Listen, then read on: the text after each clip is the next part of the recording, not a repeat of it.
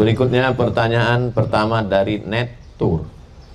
Apakah ziarah kita ke makam Rasulullah beliau melihat kita?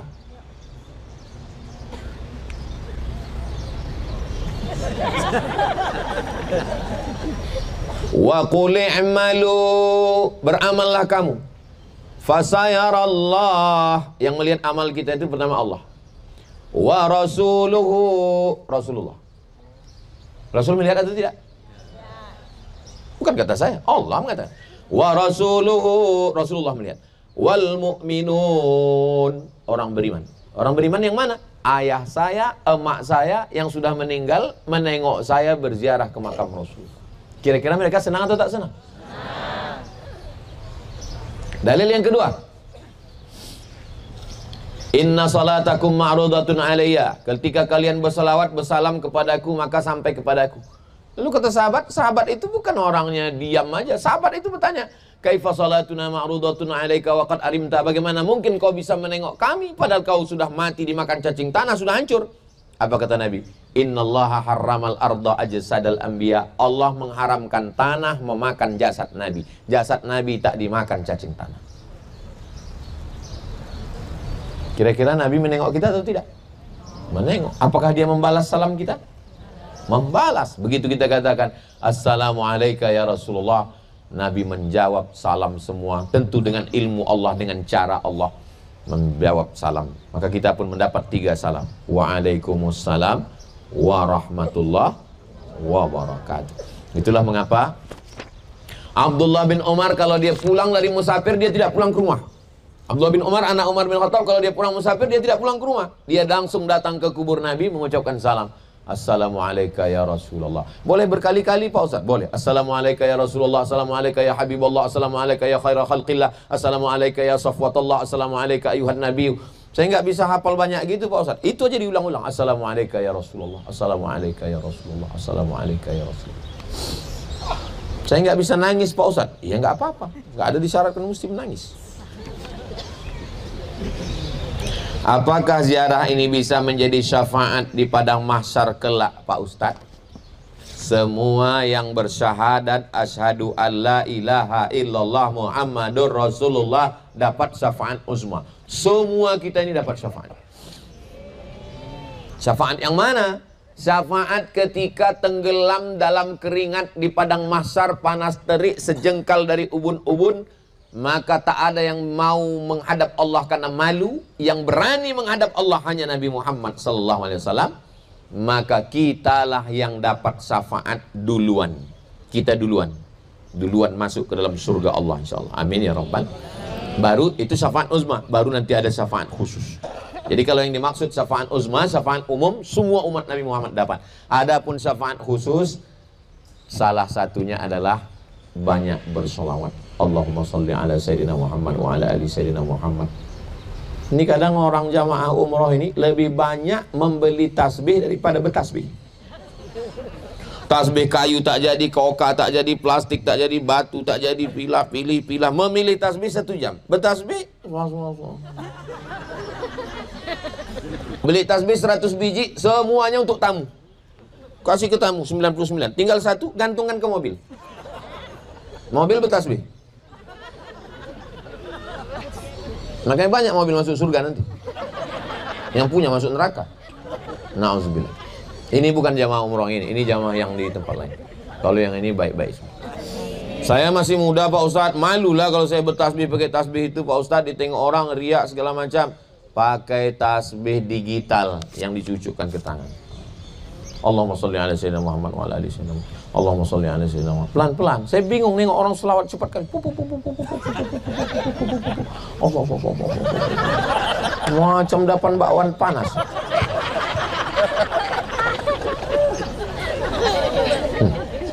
Apalah orang ini cepat-cepat kali selawat. Rupanya mau ngejar angka 1000. Begitu udah dapat 1000 langsung dipoto. Alhamdulillah udah 1000 pagi ini. Kalian berapa guys? Mati kita. Saya nih Pak Ustadz, malam ziarah, pagi ziarah, siang ziarah, bagus. Berziarah ke makam Rasulullah SAW. Perempuan tak bisa ke Baqi, bapak masuk ke Baqi. Di Baqi ada makam Sayyidatuna Aisyah. Di Baqi ada makam Nabi punya anak namanya Fatimah. Fatimah punya anak namanya Ali Zainal Husain. Husain punya anak namanya Ali Zainal Abidin, makamnya di Baqi. Ali Zainal Abidin punya anak namanya Sayyidina Muhammad Al-Baqir, makamnya di Baqi. Muhammad Al-Baqir punya anak namanya Sayyidi Ja'far Shadiq, makamnya di Baqi. Kita punya imam 4 mazhab, mazhab Maliki, Malik bin Anas, makamnya di Baqi. Malik bin Anas. Nabi punya anak laki-laki dari perempuan yang dari Maria Al-Qibtiyah Mesir, nama anaknya Ibrahim, makamnya di Baqi. Sahabat Nabi Utsman bin Affan khalifah ketiga, makamnya di Baqi. Abu Bakar, Umar, Utsman di Baqi. Nabi punya ibu susuan Halimatus Sa'diyah, makamnya di Baqi. Nabi punya ibu yang sayang macam ibu kandung. Ibu kandungnya meninggal waktu dia umur 6 tahun. Tapi ada ibu yang sangat sayang sama dia, namanya Fatimah binti Asad. Itulah dia emaknya Ali bin Abi Thalib. Makciknya itu. Sayang betul sama dia. Waktu digali kubur, Nabi masuk ke dalam kubur itu mendoakan liang lahat itu. Dalam kitab Al-Mu'jam Al-Kabir Imam At-Tabrani ada di Baqi. Maka waktu di Baqi itu berdoa kepada Allah. Karena tempat itu tempat yang diberkahi, berkah karena banyak sahabat Nabi, wali-wali Allah, orang-orang soleh di situ. Dua dari Asy-Syami. Di antara sifat Al-Quran adalah alamiyah dan syumuliyah. Mohon dijelaskan perbedaannya Pak Ustadz. Alamiyah internasional. Alamiyah internasional. Al-Quran itu bukan hanya Arab. Kalau Al-Quran itu cuma Arab, lalu kita, Bugis, Makassar, Bone, Banjar, Batak, Minang. Al-Quran itu alamiyah internasional. Inna khalaqnakum min dzakarin, kami ciptakan kamu dari laki-laki wan unsa, dari perempuan, wa ja'alnakum syu'uban wa qabaila, kami jadikan kamu bersuku-suku, berbangsa-bangsa. Inna akramakum indallah, yang paling mulia bukan orang Amerika, bukan orang Arab. Yang paling mulia adalah atqakum, yang paling takwa. Itu namanya alamiyah internasional. Yang kedua syumul. Syumul artinya mencakup segala aspek. Al-Quran bukan hanya cerita tentang ibadah sholat. Al-Quran bercerita tentang air laut dengan air sungai tak bersatu. Air laut dengan air sungai bersatu? Enggak bersatu. Yang bersatu itu asam di gurung, garam di laut, berjumpa dalam belanga, seperti aku dan kamu. Kemana tadi ceritanya? Mana ayat yang bercerita tentang air laut dengan air sungai tak bersatu? Surat Ar-Rahman. Bainahuma barzakhul la yabghiyan fabi ayyi ala'i rabbikuma. Al-Quran bercerita tentang tsunami. Idza sama'um fatarat, langit terbelah. Al-Quran bercerita tentang global warming. Sekarang ini katanya lapisan ozon itu bocor. Karena lapisan ozon bocor, lalu es yang ada di kutub selatan, kutub utara mencair. Makanya banjir, air laut naik, permukaan Jakarta sudah naik. Makanya jalan lebih rendah daripada laut. Idza sama'um fatarat wa idzal kawakibun tasarat, planet-planet bertabrakan. Wa idzal biharu fujirat, lautan diledakkan, laut naik ke darat, disebut dengan tsunami. Itu yang perempuan, yang laki-laki Sumanto. Mohon maaf Pak Sumanto. Al-Quran syumuliyah. Dia tidak hanya cerita tentang sholat, tapi dia bercerita tentang semua. Al-Quran bercerita tentang matematika. Mana? Ashabul Kahfi menginap di dalam gua. Salasami'ati wazdadu tis'a. 309 tahun. Loh kok 309? Karena kalau dihitung menurut Muharram, Safar, Rabiul Awal, Rabiul Akhir 309. Tapi kalau dihitung menurut Januari, Februari 300. Kok bisa 300 dengan 309? Karena dalam 1 tahun 11 hari berlebih, maka dalam 300 tahun berlebih 9 tahun. 309. Itu bukan ada orang mengamuk, itu burung. Yang pula takut juga ada orang dihukum rajam itu Pak Ustaz. Faza travel. Bagaimana menerima dengan ikhlas atas ketentuan Allah tentang belum punya keturunan. Perempuan yang sudah divonis mandul tidak akan punya anak, perempuan itu namanya Sarah. Siapa namanya? Sarah. Akhirnya apa yang terjadi? Nabi Ibrahim menikah dengan Hajar, lahir anak laki-laki namanya Ismail. Umur Nabi Ibrahim 86 tahun. Setelah Ismail berumur 13, lahir anak dari Sarah yang sudah dikatakan orang tak mungkin punya anak. Waktu itu umur Nabi Ibrahim 99 tahun. Tak ada yang sulit bagi Allah. Innama amruhu idza arada syai'an ayaqula lahu kun. Kalau memang mudah, kenapa kami tak punya anak? Allah ingin sujud kita lebih lama. Allah ingin kita meneteskan air mata. Allah ingin kita lebih khusyuk berdoa. Minta kepada Allah SWT. Hubungan kita dengan Allah ini dua. Yang pertama, husnuzon. Aku serahkan pada Allah husnuzon. Yang kedua adalah ridho, menerima takdir Allah. Tetap ada usaha. Kata orang makan kurma muda, makan. Kata orang makan toge, buat jus toge. Kata orang makan kacang-kacang, makan. Ini katanya ada usaha untuk bayi tabung, pakai. Itu usaha saja. Tapi ketentuan adalah pada Allah. Tidak ada yang sulit, tak ada yang payah bagi Allah. Innama amruhu iza arada syai'an. Selama di sini sholat hajat banyak-banyak. Usolli sunnatal hajat. Hajatnya supaya diberikan keturunan. Baca Yasin.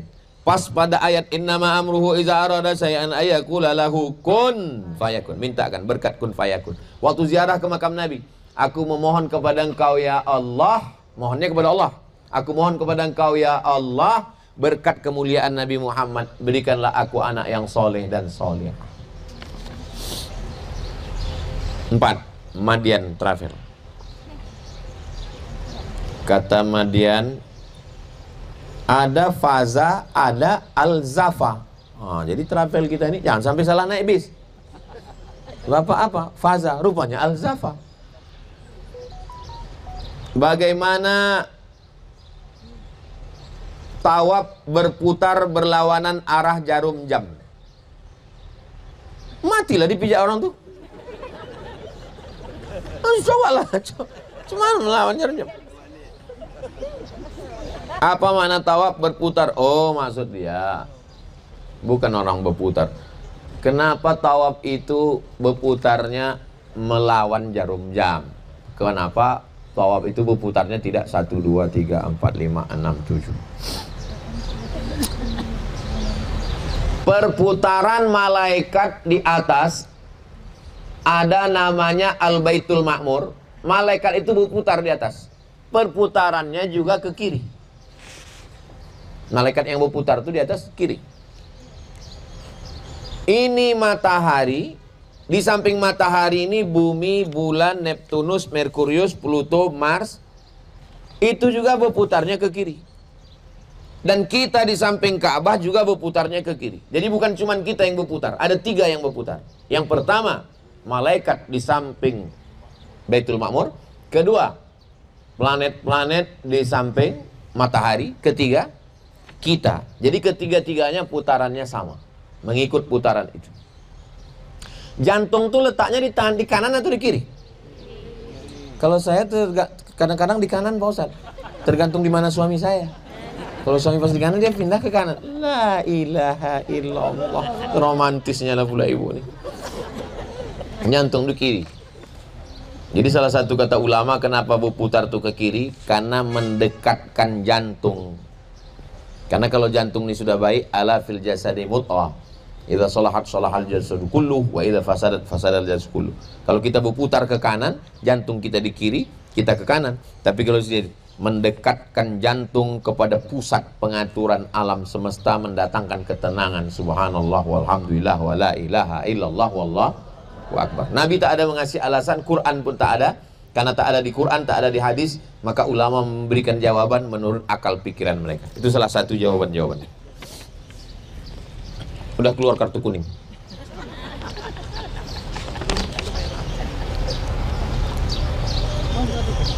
Apa makna tawaf itu 7 putaran? 7 lapis langit, 7 lapis bumi, 7 putaran, 7 pintu-pintu kebaikan. Innallaha witrun yuhibbul witra. Allah itu maha ganjil, suka kepada yang ganjil-ganjil.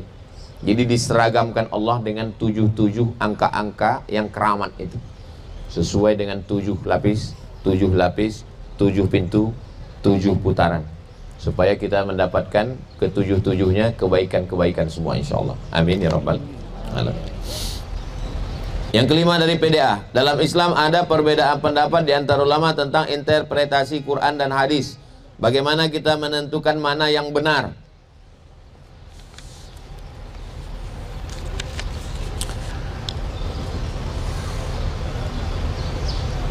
Aula mastumun nisa, kamu menyentuh perempuan. Menyentuh perempuan batal wudu. Aula mastumun nisa, kamu menyentuh perempuan. Ayatnya 1. Tapi ulama berbeda pendapat jadi 3. Menurut mazhab Maliki, kalau bersentuh laki-laki perempuan, bukan emak, bukan anak, lalu kemudian tidak ada syahwat, tidak batal. Bersentuh tak ada syahwat, tak ada batal. Menurut mazhab Syafi'i, bersahwat tak bersahwat batal. Menurut mazhab Hanafi, bersahwat tak bersahwat tidak batal. Saya ulang sekali lagi. Hanafi, bersahwat tak bersahwat tak batal. Karena makna la mastumun nisa bukan menyentuh kulit. Maknanya maaf cakap jima baru batal. Sedangkan mazhab Maliki, kalau bersahwat batal, kalau tak bersahwat tak batal. Mazhab Syafi'i, bersahwat tak bersahwat batal. Ustaz ikut yang mana? Saya ikut mazhab Syafi'i. Ketiga-tiganya benar, karena ketiga-tiganya ulama Ahlus Sunnah wal Jamaah. Jadi standarnya kalau ulama Ahlus Sunnah wal Jamaah benar. Kenapa Ustaz tidak menyalahkan Maliki? Mana mungkin saya menyalahkan Maliki? Saya di Maroko 2 tahun, guru saya Maliki semua. Kalau saya salahkan Maliki, guru murid durhaka lah saya. Kenapa Ustaz tidak menyalahkan Hanafi? Saya belajar hadis kepada Syekh Karim waktu di Sudan. Dia ngasih saya ijazah musalsal. Dia tamat dari Deoban. Deoban India, mazhabnya Hanafi. Siapa Imam Hanafi? Abu Hanifah. Berani menyalahkan Imam Hanafi? Tak berani. Lalu kenapa Ustaz pilih mazhab Syafi'i? Karena guru-guru saya mazhab Syafi'i. Di Al-Azhar saya mazhab Syafi'i. Di Al-Wasliyah saya mazhab Syafi'i. Dan menurut saya, mazhab Syafi'i ini dalam masalah wudhu ini lebih selamat. Misal saya bersentuh sama perempuan, saya wudhu lagi. Setelah wudhu saya sholat, datang setan menggoda. Wudhu kau batal somat. Aku udah wudhu lagi. Tapi kalau saya tidak wudhu, lalu datang setan menggoda, wudhu kau batal somat. Aku tak ada nafsu. Ada sikit. Oke? Jadi mazhab Syafi'i. Jadi jangan salahkan mazhab-mazhab ini selama dia masih Ahlus Sunnah wal. Yang paling tua Hanafi, nomor 2 Maliki, nomor 3 Syafi'i, nomor 4. Kalau ada orang mengatakan jangan ikut-ikut 4 mazhab ini, langsung aja ke Quran, berarti dia imam mazhab yang kelima. Saya masih ikut mazhab Syafi'i. Pertanyaan terakhir, umroh jamaah yang tidak dapat masuk raudhah karena tidak ada tasreh, bagaimana menyikapinya Pak Ustadz? Masuk raudhah bukan rukun, bukan syarat, bukan wajib. Bukan rukun, bukan syarat, bukan wajib. Rukun umroh 5. Niat, tawaf, sa'i, tahallul, tartib. Tartib berurutan. Adapun masuk raudhah itu adalah bagian dari amalan-amalan sunnah. Maka bisa masuk, alhamdulillah. Ustaz pernah tak bisa masuk. Saya pernah umroh tak bisa masuk. Tak dapat tasrih. Nah, jadi yang bisa alhamdulillah masih ada usaha siang ini, nanti malam, besok. Qadarullah ditakdirkan tak bisa, mudah-mudahan Allah bagi kita kesempatan di tempat yang lain insyaallah. Bisa jadi, ini bisa jadi. Berhasil kita masuk ke dalam. Berhasil masuk ke dalam, sempat pula foto-foto, sempat pula streaming, sempat pula update, sempat pula status, muncul rasa ujub kita. Aku lah yang udah masuk ke tempat sholat nanti. Lalu kemudian na'udzubillah, saya pun cemas juga nih, belum masuk. Misalnya tak dapat, lalu hati kita sedih, menangis, kita leleh air mata. Boleh jadi yang tak masuk itu yang lebih lembut hatinya. Tapi pengurus travel tetap juga usahakan nih, jangan gara-gara ini nanti.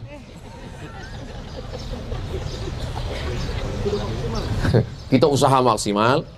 Tapi masalah masuk tak masuk, saya pun pernah mengalami tak masuk.